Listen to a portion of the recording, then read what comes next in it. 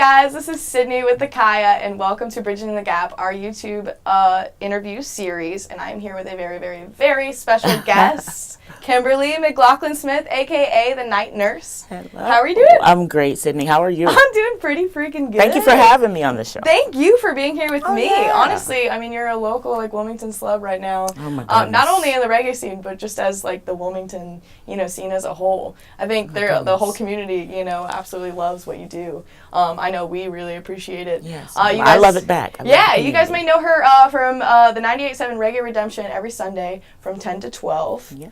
Yeah. Yes, ma'am. So you've had a pretty lengthy career, in communication and journalism and broadcasting. So I have. How'd you kind of get into it? Well, here in Wilmington in 1993, I moved here with my family at the time, and there was no reggae on at that time, but there had been on the public radio station, and for some reason they were in a lull. And for me, that was painful because I had come from the Triangle area where I grew up and where I went to school and majored in communications and in journalism, and so reggae had always been a mainstay. It was my music. It had been in my life because I grew up in a household with an African father and an African American mother, and music was throughout our family history just a real piece of underpinning, and so it's always been very important to me. So not so much that I was entrenched in one type of music, I was exposed to all kinds, and I slowly gravitated to reggae music, and it found me. Yeah. So I tell people all the time, no, I'm not Jamaican, and I wasn't born in Jamaica, but it was born into me. Absolutely. Yeah. I think that comes across, with your show, and just the passion that, I hear when you're talking about artists, and you make it a point to really say who you're playing, why you're playing it. And I think, everyone is able to really notice that and be able to, discover new artists that they hadn't, previously, thought of before. And I think every, Sunday that I've been listening to it, I've been listening to you for years. And thank you for that. Yeah, thank you, ma'am. Thank you. It was, the soundtrack to me going to work every day. So it's been a really prevalent part of my life. And I know a lot of people in the community that listen to you, and that's how they discover, new reggae artists. Well, new and old, world music, the whole, 9 yards. One of the things that I like to do is I like to edutain people. So it's entertainment. I like that word. But a little education in there. Because reggae is one of those genres of music where it makes people feel so good. It's a feel-good music, kind of like comfort food. Reggae is comfort music, but it's also social commentary. And it's talking about real issues. It raises, and it gets lost on people sometimes. Yeah. And so I try to bring it home. The catchy grooves, sometimes get you, because really, once a reggae beat, hits, it's hypnotic. Everyone kind of, starts to sway, and you can see that in any live, reggae show. Yes. It just immediately takes hold. But you're right. A lot lyrically in almost, all reggae, especially the roots, they had a message, to spread. They did. So I like that, you take time to try to, educate that. And I think that's something good, with what the Kai does and what you do, it's just spreading that message, with reggae music. That's all making it is about bigger, love. Yeah, giving it more life. And spreading it, sharing it with other people and connecting and being able to, find a message that resonates with anyone in any different way. You don't have to, be a reggae lover, for years to be able to actually truly appreciate what it is. You've been doing this reggae show, Reggae Redemption. How did it kind of start? How did you start it here and grow it into what it is today? So when I wandered into the public radio station in 1993 and said exactly what I said to you, hi, I am, at the time I was Kimberly, and I really didn't have any radio experience, but I said, I love the genre, I have a library, and you're a public station, and I don't know if this is even an option, but I would be interested in learning how to do this just to have it on the radio. And again, there was an appreciation for it already because they had other personalities produce reggae shows. Whether it was students, I think at UNCW years ago, they had a radio station, and then at WHQR, the public radio station, they had people filling in and doing those things. But at that time in 1993, it had gone away. So I really think everything happens the way that it should, and I think that space was there for me because from there I was approached by oddly enough, a radio station that was in this building that we're in right now before this building was refurbished years ago. Like I said, so that was in 1996. And at that time, it was not modern rock, Rock 104.5, and it was a classic rock radio station. And that program director had heard of me and the show and said, you know what, you don't even have to leave WHQR. We just want you to come and do it for us too. Yeah. So there was a period of time in the 90s where I would leave WHQR at 4 a.m. and be on the air by 8:30 a.m. on Rock 104.5. Wow. So that's how much reggae I used to do. And, and all of that exposure on the air really kind of brought people to the genre. And I just so happened to reap the benefits of the music and what that music can do for people.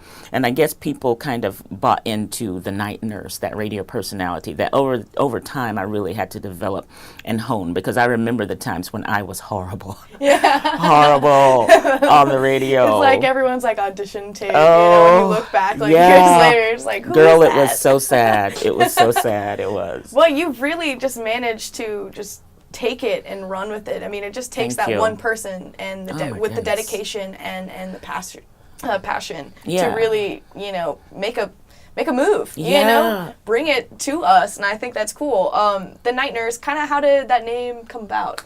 So after I honed the skill over a couple of months, really, in just dry runs and practice and work with a really wonderful man by the name of Jim Trimble, who used to be with WHQR, who taught me a lot. And Paco Strickland, I don't know if you all have ever heard of Paco, but Paco was a local musician. He passed away of cancer some years ago, and he was at WHQR already, and flamenco was his music. And so he kind of helped me. Jamila Erickson, who's still at WHQR. I'm naming these people because there would be no Night Nurse if they had not pulled me in and taught me just the raw skill of how to create a radio personality. And so one night after they had worked with me diligently enough to set me loose on the air, I think you're ready. Yes, like a little baby bird. Go on, Night Nurse. Yes.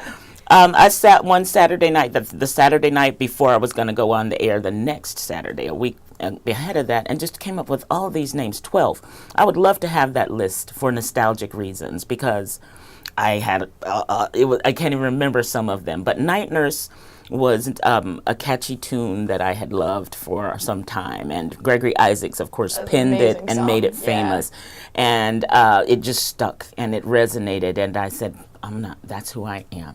That's who I'm going to be. And at the time, I did not embody that. I wanted to grow in to her. I think I have. Yeah, it has taken some time, but yeah. But I think that's what adds to it. I mean, you've been able to take everything you've learned, and I love that, you kind of went into it just on a whim. Yes, literally. I mean, it's a vulnerable thing to do, just as an entertainer or just as a person. Yeah. And to be able to just try to put yourself out there and see what happens. And you've been able to really pull it into this personality that I mean, it hits you like right when you hear your voice on the radio, like you can hear, your energy. And oh my goodness, just, thank you. I just feel like you can't help but care about what it is that you're talking about, and when awesome. You're spreading those the messages of the music and your own, and then you just feel that love that I think, and just like whole unity feel that what the reggae music and the whole culture kind of embodies. Like you've been able to really take that and put it you're not even shown on that no one sees your face. They just hear your voice, and that's enough. Well, that's funny. So can I tell you one of the funniest things that happens to me? I would love to. All the time. So 25 years on the radio makes people literally know you for your voice. And they have no idea what you look like. I have been in the bank. I have been in the store. I have been in the ladies' bathroom, gone on my phone or something. Right. People will wait for me to get off the phone. Are you the Night Nurse? Yeah, it is. It is such an awesome experience getting to do that and be that in a community that has been so receptive to me. I feel as though people give me a lot of accolades for what I do, but I feel as though I owe this community that, because they embraced what I love, and they help me become this. There's no way that I could have honed any of this skill set that I have and grown into this identity that I have without full support from a community that looks like everybody. That's the other thing I like about reggae music. It really appeals to the masses, you know, and it is island music born on the island of Jamaica for sure, but it has managed to grow itself into a genre that touches every single corner of the earth. Honestly, yeah. You could really find a niche, you know, in so many different, you know, realms. There's so many really good bands, are new bands, old bands that are kind of emerging, you know, and I think Wilmington is a really great spot. The reggae scene is honestly booming. There's a show almost like every day, if not multiple ones in one day. We had the Port City Reggae Fest recently. That was an awesome show. That was amazing. Tell me about that, because you were able to get on stage, you know, yeah, kind of shout out to Tana. Yeah, no, she was a bucket list person. I got to interview her on Reggae Redemption as well. It was amazing. Thank you. That was awesome. And she is an artist who really is humble in ways that people tend to lose. The larger they get, the less humble sometimes they can be. But I found her to be so grassroots and so easy to talk to, both when we had the interview, because that was a phone interview, and then when I finally got the chance to sit with her in the green room and talk to her again and take some pictures and everything. That was surreal and it was awesome. And to meet Danglin now, who was the former lead singer of the Wailers for 7 years. We got to speak to him. Got to talk. Was that not awesome? It was amazing. I think the interview honestly ended up being like 25 minutes long. We were just able to, I mean, he has so much, you know, experience and wisdom, you know, that he was able to share, and he had an interesting upbringing as well. So, I mean, honestly, that entire fest was filled with really, really good music. There was depth there. It was great. I mean, it was a rainy day, but yet people came out and supported. Having fun. And I think that was an amazing day, not only for Wilmington, but the reggae, you know, scene here.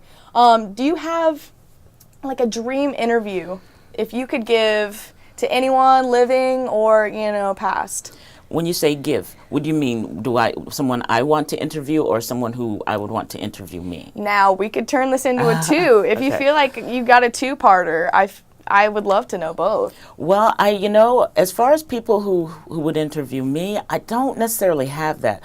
But I know that one artist who who resonates with me so much and who I respect them all and I love them all, but Peter Tosh was my favorite, is my favorite. And I think that would be at the top of my list of people to bring back and to have a real conversation with. I love his authenticity. I love the fact that the stardom, he was good at it, but that wasn't really why he was in it. And it really that's kind of who I am, you know, and he wasn't always somebody who was going to say the nicest thing in the world, but he was going to be real. Yeah, he was going to tell you, what he was thinking. And you know, I respect that. Yeah, no, honestly, I feel like that's something that's raw. You know, that's what I mean about him. I think, you know, there's a lot, like, when you find an artist that is just straight up like, this is why I'm in it. This is who I am. This is what I do. And the fact that you like it, great. Yeah, awesome. You take it or leave it, you know, and I think that really does. It adds just no fluff. That realm of like authenticity. Just like, you know what, we're not wasting our time here because that's someone who's just generally just putting themselves into it. That's my guy. And then taking it. And I think, you're right. There's a lot of similarities to you because you're just so strong-willed. And you're just like, my goodness. Well, this is me. And, you know, that is, you know, it's well received. You know, people can really pick up on energies like that. I picked up on his way early in my love for the genre because, again, you know, and the way that Bob Marley and the Wailers came together, from what I know and from what folklore will tell you and reading and the research that I've done, is that when they became a band, Bunny Wailer, Peter Tosh, and Bob Marley were three very talented men. They put Bob Marley in the front in those times, very much like what the music industry will do now, because Bob Marley had more Eurocentric features, and these other two were more Afrocentric. But if you survey people, I think different people will have different likings, and because of the positioning at the time that they were born, people kind of know Bob Marley for Bob Marley and the Wailers, and I love Bob Marley. I love them all. But I gravitate to Peter Tosh because he had this gigantic presence and just this will of steel. I love him. He's my favorite. It was one of those like light, you're in the presence of somebody mighty. Absolutely. Yeah. So musical influences. Yeah. What were big artists, that you like to listen to, either growing up or right now, or? So my family, I grew up in a family where music was just huge. It was huge. And R&B was really rooted in our family history and is in our family history. And I remember, so I'm going to date myself right now because I remember the first thing that I bought when I started to get an allowance. I bought a 45 vinyl tune by this band called Heatwave, and this tune is called Groove Line, and it was the funkiest thing on the radio at the time. And so R&B really was the underpinning of my liking and love of music. But it really made way for me to bleed into island Caribbean music, because if you look back at any of the roots artists, you will find in their history R&B influences, and they are just akin to each other, and they're easy to marry and merge. Absolutely, yeah. I think they have a really good, because it's one of those like, when you hear like a beat, I feel like, and especially with reggae, like you have like just a really like heavy like, bass and drum, which is what like R&B encompasses a lot too. It's just like a thing that like you could be walking by and the music could be like, like yards away, and then all of a sudden like, wait, what is that? Like, I need to go check that out. So that beat that you're talking about in reggae, they call it the one drop. Yeah. And it is it's syncopation oriented. It is just something that will grab you, and before you know it, you're in it. Yeah, you're already there. They're like, nope, you're coming with us. Hypnotic. They say it. I say it all the time because it is.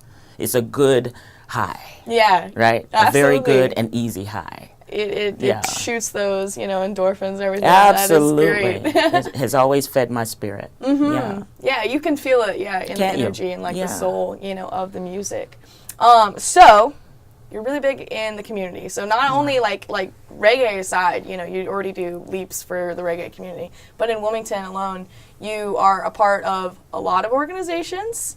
You do a lot. I know you were like Woman of the Year, for New Hanover County recently, and tell me, shout out, anything that you got going on right now. So that wasn't so recently, but I was Woman of the Year once. And you're still the Woman of the Year. I'm going to go with that, Sidnie. I'm gonna go with. Sidnie says I'm still the Woman of the Year, you guys. But so my day job, I will mention my day job at UNC Wilmington.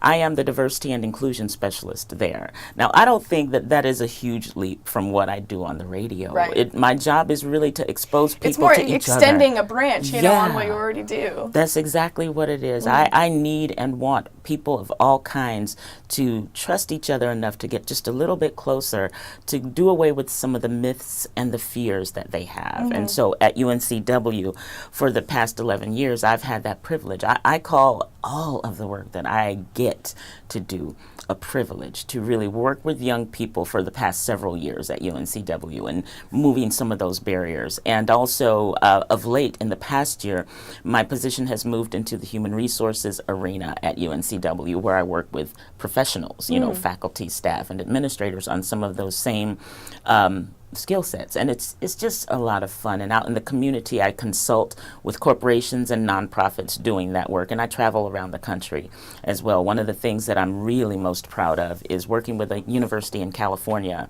right now, Cal Poly University, and most recently in May, I started working with them and have an ongoing relationship with them, traveling back and forth to work with their entire institution on some of those same skill sets, because it seems that some of the things that we thought we had conquered with people and separation and segregation really have come back, have been unearthed. It's always like an ongoing, It is. It's an ongoing. It should be a part of, conversations and dialogue, That's how I do it, with dialogue, because people don't necessarily know how to talk to each other and are afraid. Are afraid, and so they don't. And then it's just kind of, so I think being that kind of guiding hand. A conduit. That's it. For sure. And to be able to hit those multiple platforms, and you get to reach so many different people, hitting, having the college and then having the reggae community, which, the fan base is, pretty diverse. You get to speak to is diverse. So many different people from all over the world, and just to be able to, you know, spread that message and do, I think that's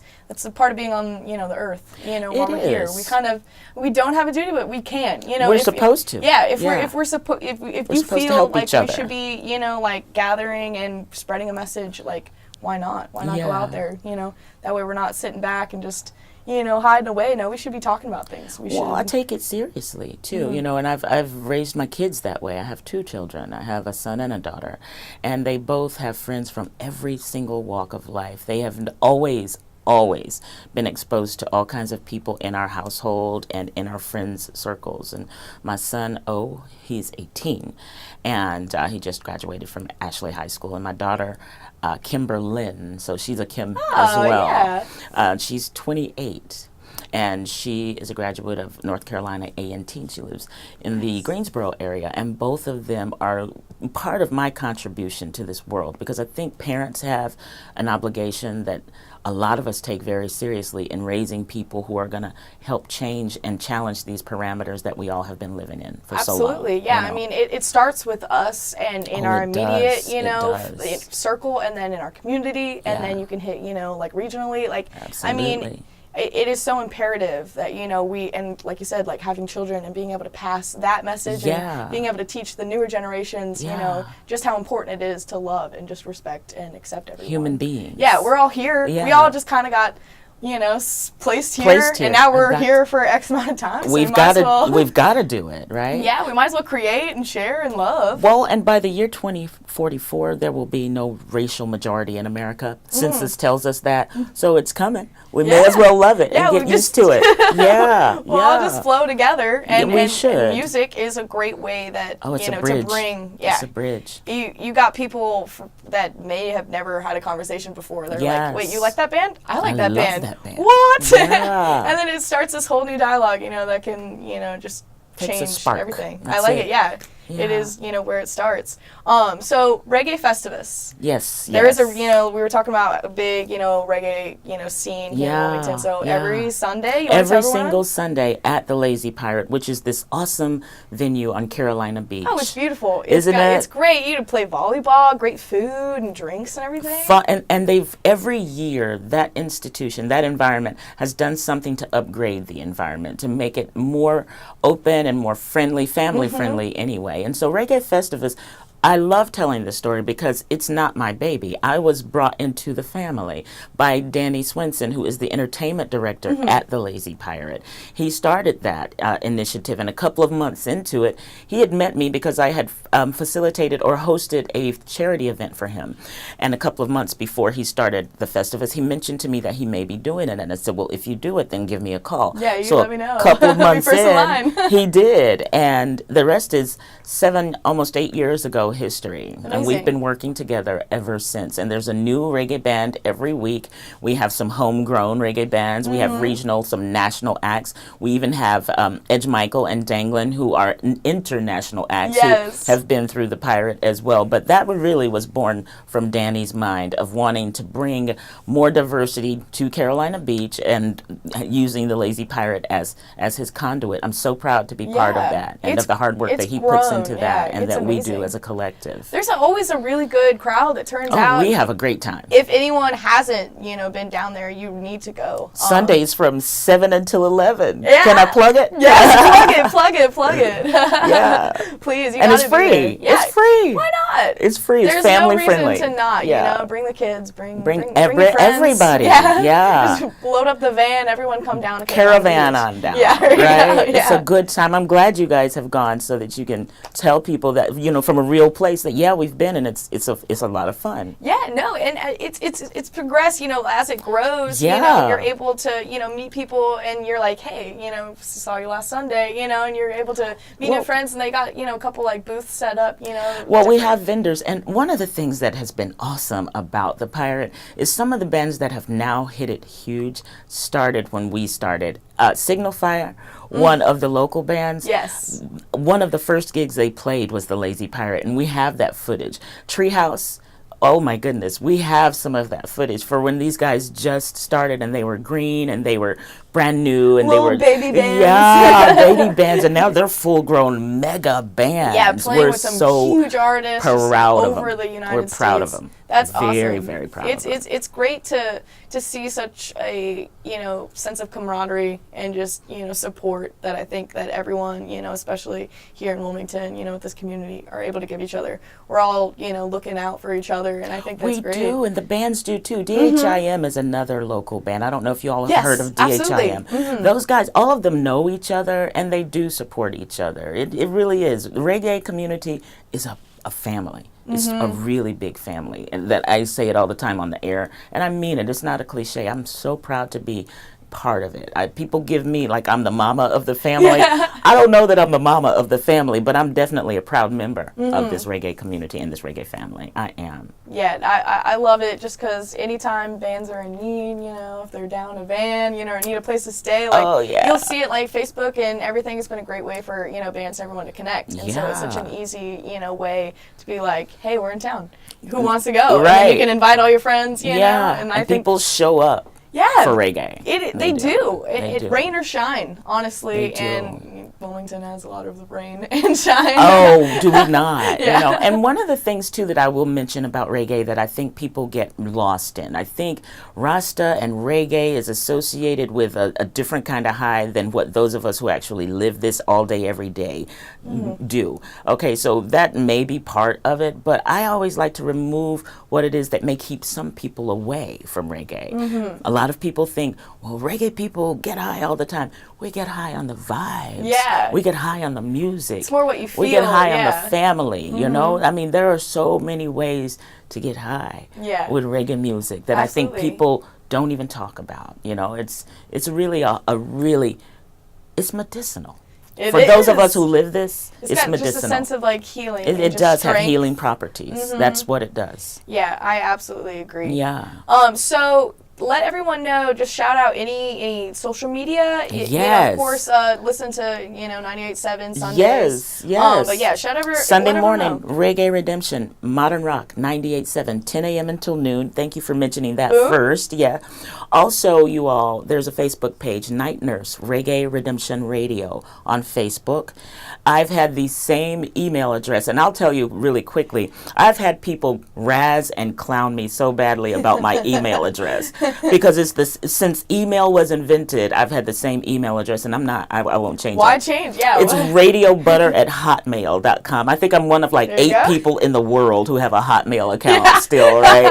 But I do. I've gotten like from techie people. They're like, "Are you serious, Night Nurse?" I'm like, "Yes." Oh yeah. It ain't, bro. Yeah. Don't. Yeah. I'm not fixing it, right? Totally I'm not doing that. And I think. Oh, and 910-292-9091 is the hotline for Reggae Redemption, and they can leave requests there. They can say what they love about the show. They can tell me if they don't like something. That's the other thing. I want to hear the good, bad, and the ugly. That's the only way it has become what it has become, Sidnie, is because I listen to the people. This is really the people's show, and I am their night nurse, and I am the facilitator, and I get to ride this magic carpet. It is one of the great blessings of my life. Yeah. Truly. I think, it's so imperative when you find someone who just wants to get that feedback and wants to give the people what they want. And get to get different perspectives and different, opinions and inputs, and you get to kind of mash that together and, create a product for everyone, to enjoy. So definitely, please stay up to date with everything. Night Nurse, 98.7. Please listen every Sunday, and also go to Lazy Pirate every Sunday night. Reggae Festivus. Yes. And have a great time with us. Absolutely. We'll be there hanging out. We thank you guys for all the support. We thank you for all the support and the Kaya. that you do for the community. I love getting to sit and chat with you. You are absolutely amazing. You. Thank you. Thank you so much. Thank you. All right. Stay up with the Kaya. This is Bridging the Gap. Peace and love. Of the original, and it is from the acoustic album that was a tribute to Peter Tosh that Andrew released in 2010. Up next, you've got Nazio Fontaine with a tune with the same title. Very different spin. Rastafari from Nazio Fontaine on Coastal Carolina's Modern Rock 98.7.